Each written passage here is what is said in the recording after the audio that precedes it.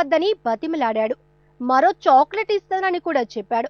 అయినా వెనక్కు తగ్గలేదా అతివ. ఇదిగో చూడండి, 1, 2, 3. అమ్మో, ఎన్ని పురుగులున్నాయో! లబలబమంటూ చాక్లెట్ నుంచి బయటకు వస్తున్నాయి.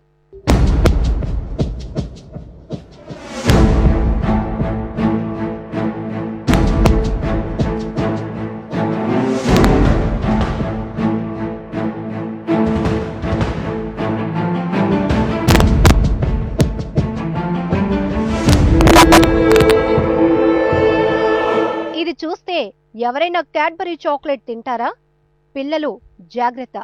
ఈ కంపెనీ చాక్లెట్లు తినే ముందు 1కి 2 సార్లు సరి చూసుకోండి. చాక్లెట్లలో పురుగులు ఉన్న విషయం ఆ నోటా ఈ నోటా పాకి ఇప్పుడు వైజాగ్ లో హాట్ టాపిక్ అయింది.